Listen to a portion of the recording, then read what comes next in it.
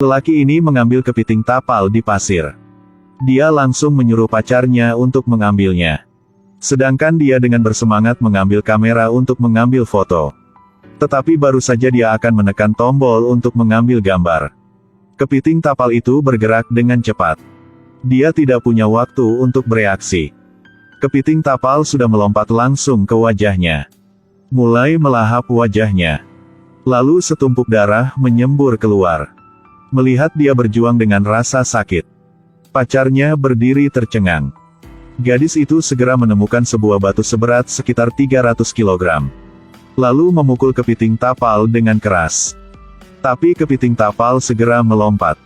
Saat pacarnya yang sedang merasa sangat bingung, kepiting tapal bergerak dari belakangnya. Tidak lama kemudian, polisi mengambil alih penyelidikan orang hilang. Mereka menemukan mayat seorang pria di pantai. Tubuh ini telah dimakan habis, hanya menyisakan kerangka. Yang membuat polisi semakin bingung. Betapa kejamnya si pembunuh. Mereka dengan cepat menemukan noda darah di dekatnya. Dan mengikuti jejak ke sebuah gua. Polisi memutuskan masuk ke dalam untuk memeriksa. Dia mengikuti jejaknya ke sisi lain gua. Baru saja keluar dari gua, ada pemandangan yang mengerikan. Di tebing ada banyak potongan mayat. Dia melihat sekeliling. Lalu melihat seorang gadis di dekatnya. Dia ingin mendekat untuk memeriksa situasinya. Ketika wanita itu berbalik, melihatnya dengan hanya setengah dari wajahnya yang tersisa. Astaga! Apa sih yang terjadi? Pada malam, orang-orang ini membicarakan tentang hal yang membuat karya mereka terkenal. Tapi tiba-tiba kepiting tapal menyelinap masuk. Lihatlah. Satu kepiting tapal pemakan manusia yang sedang masuk kamar. Pria ini mengira itu hanya tikus. Beberapa kepiting tapal yang lain masuk ke dalam. Dia merasa ada yang tidak beres. Bukan tikus. Seekor kepiting tapal melompat ke wajah temannya. Melahapnya dengan kalut. Mereka tidak punya waktu untuk bereaksi. Tambah orang lain diserang. Dia jadi tercengang. Tidak peduli dengan temannya lagi. Dengan cepat berlari keluar. Dia buru-buru berlari ke pub. Dan kemudian memberitahu semua orang di sini. Tetapi tentu saja tidak ada yang percaya padanya. Bahkan memarahinya. Apa sih kepiting tapal yang bisa terbang di dunia ini? Dia harus mencari bantuan orang lain. Dia berlari ke jalan utama. Kemudian dia bertemu dengan dua temannya. Saat dia mencoba menggambarkannya, tiba-tiba mendengar suara yang aneh. Gadis ini mendekat untuk memeriksanya. Lalu melihat kepiting tapal kecil. Tapi kepiting tapal ini sepertinya alergi terhadap kecantikan. Memandangi wajah cantik gadis itu, lalu pingsan di tempat. Melihat begitu, dia jadi sangat bingung. Semua pulang rumah. Orang ini melihat tapal kepiting tidak bergerak. Dan mulai mengayun-ayun di depannya. Dia bahkan menunjukkan bakat menyanyinya. Apapun yang terjadi pasti akan datang. Kepiting tapal tiba-tiba terbangun. Dan memuntahkan sesuatu dari mulutnya. Monster itu menjadi besar. Pria itu sangat ketakutan ketika dia melihatnya. Pada saat ini, adegannya di klub malam. Kepiting tapal ini bersiap untuk menyerang. Mengira akan menyerang pria ini. Tetapi tiba-tiba ia menari mengikuti musik. Pria DJ ini pun mengejar irama dengan cukup cepat. Tapi dia tidak memainkan musik yang tepat. Tapal kepiting ini jadi sangat marah. Pria itu segera membungkuk untuk menghiburnya. Tetapi dia masih tidak mau memaafkannya. Yang langsung melompat ke wajahnya. Gadis ini buru-buru mendekat untuk memeriksanya. Dia berjalan menuju panggung. Tiba-tiba seekor kepiting tapal melompat dari bawah meja dan menerkamnya. Kemudian gadis itu langsung jatuh ke lantai. Tetapi dia bisa mengeluarkannya. Lelaki sebelah melihat begitu jadi datang untuk membantunya. Lalu beritahu semua orang untuk mengungsi dengan cepat. Tepat pada saat ini, banyak tapal kepiting bergegas.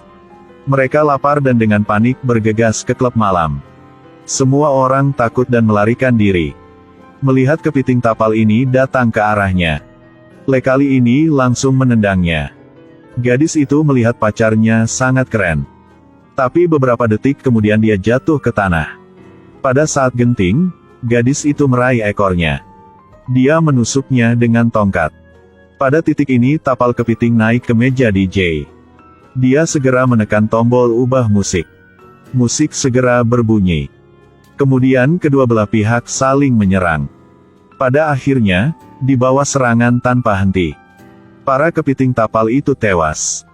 Sebelum semua orang bisa sadar kembali, seekor kepiting tapal melompat keluar. Tubuhnya tidak hanya besar, tetapi taringnya juga besar. Semua ketakutan dan segera melarikan diri. Saat ini, pria ini jatuh ke lantai. Tapal kepiting besar itu segera mengejarnya. Dia menyuruh mereka lari dulu. Sang ayah ingin melindungi putranya. Dia memutuskan untuk menghentikannya. Kepiting tapal mendekat. Saat siap menyerangnya, pria ini melompat turun dan menyelamatkan mereka. Saat ini kepiting tapal sudah menyerbu seluruh kota. Ada kepiting tapal yang memainkan permainan memungut boneka. Beberapa yang sedang makan makanan cepat saji. Bahkan minum bir. Untuk mencegah bencana ini, dia dan yang lainnya memutuskan untuk mengambil tindakan. Mereka kembali ke ruang lab. Mulai meneliti cara mengatasi tapal kepiting. Beberapa hari kemudian, seekor kepiting tapal sedang berenang menuju pantai. Pria ini yang berusaha membuat senjata di sini. Dia sudah membuat senjata yang bisa melawan mereka.